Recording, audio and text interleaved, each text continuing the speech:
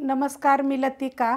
आज मी तुम्हाला बटाटा पापड चटणी बनवून दाखवणार आहे। त्यासाठी बघा एक मोठ्या आकाराचा बटाटा शिजवून घेतलेला आहे आणि त्याची साल काढून बघा अशा पद्धतीने मोठे मोठे तुकडे केलेले आहेत। ह्याचे पण मी काय करणार असं चुरणार आहे, तर तुम्ही पहिले जर छोटे छोटे केले तरी पण चालेल। हे उडदाच्या डाळीचे पापड आहेत बघा, 6 पापड आहेत। मी गॅसवर भाजून घेतलेले आहेत। ह्याची पण रेसिपी मी अपलोड केलेली आहे। त्यासाठी बघा ह्या हिरव्या मिरच्या घेतलेल्या आहेत। ह्यात अर्ध्या पोपटी कलरच्या आहेत आणि अर्ध्या तिखटवाल्या आहेत। तुमच्या तिखटाप्रमाणे कमी जास्त करू शकता। आणि हा एक गड्डी लसूण आहे आणि अर्धी वाटी बघा शेंगदाणे मी भाजून घेतलेले आहेत। तुम्ही साल काढून जरी घेतले तरी चालेल। आणि चमच्याच्या मापाने जर बोलले ना 7 ते 8 चमचे शेंगदाणे आहेत। कढई गरम करत ठेवली, त्याच्यामध्ये आता पहिले आपल्याला काय करायचं, हलक्याशा मिरच्या भाजून घ्यायच्या, जास्त काय भाजायची गरज नाहीये।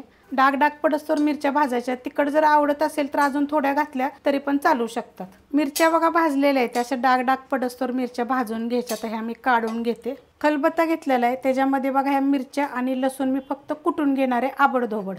कढई गरम करत ठेवली, त्यामध्ये आपण तेल टाकून घेऊया। तेल टाकायचे आपल्याला अर्धी पळी आणि गरम होऊन देऊया। तेल गरम झालेलं आहे, त्यात टाकायची आपल्याला थोडीशी मोहरी चांगली भाजून घेऊया। पहिली मोहरी बघा चांगली भाजली गेलेली आहे, त्यात टाकायचे थोडेसे जिरे पण आपले बघा चांगले भाजलेले आहेत। त्यात टाकायचे बघा हा कांदा किती घेतला माहिती आहे का, 4 कांदे घेतलेले आहेत मीडियम आकाराचे।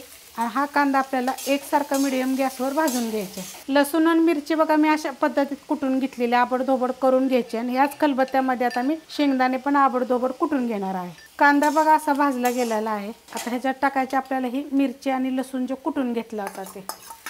मिरची तर आपण भाजून घेतली होती डाग पडस्तवर, त्यामुळे ही नंतर टाकलेली आहे। तुम्ही जर अगोदर लसूण आबडधोबड कुटून जरी टाकला का नाही पहिलं तेलामध्ये जिरं मोहरी नंतर, तरी पण चालू शकते। आता ह्याच्यामध्ये 2 मिनिटं एकसारखं आपण मीडियम गॅसवर परतून घ्यायचं, जेणेकरून आपण लसणाचा बी कच्चापणा जाईल आणि कांदा पण अजून चांगला भाजेल। बघा मस्त असं भाजून घेतलेलं आहे। मिरची चांगली भाजली गेलेली आहे, कांदा परत आपला लसूण मीडियम गॅसवरच असा चांगला भाजून घ्यायचा। त्यात टाकायचं आपल्याला चवीनुसार मीठ मिक्स करून घेऊया। त्यात टाकायचे आपल्याला जो बटाटा आपण घेतला होता ना मोठ्या आकाराचा आहे बघा, आणि तो आता मी बारीक करून घेतलेला, असं जास्त पण बारीक नाही आणि जास्त पण असा मोठा नाही ना। आता हे पण आपण मीडियम गॅसवर 1 मिनिटभर फक्त परतून घ्यायचं। मिनिटभर परतून घेतलेलं आहे। त्यात टाकायचे बघा हे शेंगदाणे, मी साल काढलेली नव्हती, तसेच मी कुटून घेतले होते।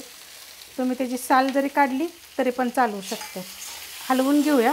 शेंगदाणे टाकल्यानंतर बघा चांगलं मिक्स करून घेतलेलं आहे। गॅस आपला मीडियमच आहे। आता यात काय करायचे, आपल्याला हे पापडाचा चुरा करून टाकायचे। पापड बघा तुम्हाला सांगते तळून वगैरे टाकायचे नाही, तर असे भाजून टाकायचे। गॅसवर जाळी ठेवायची, त्यावर भाजायचे।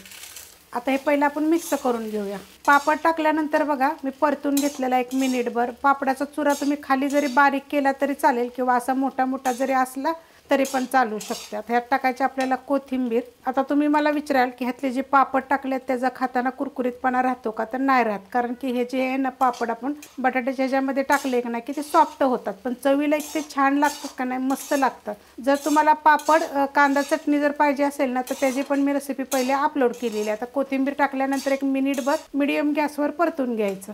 कोथिंबीर टाकल्यानंतर मीडियम गॅसवर 1-2 मिनिटं मी परतून घेतलेलं आहे। मस्त असं झालेलं आहे, करून बघा, चवीला 1 नंबर लागतं। काय होतं, पावसाळ्याच्या दिवसात काहीतरी असं चटपट खाऊ वाटतं, तर तुम्ही असं करायचं काहीतरी जेवताना। कारण भाजीला जरी काय नसेल तर अशा पद्धतीत जरी तुम्ही केलं ना 1 नंबर लागतं। करून बघा। रेसिपी आवडली तर लाईक करा, सबस्क्राईब करा, कमेंट करा आणि शेअर बी करा।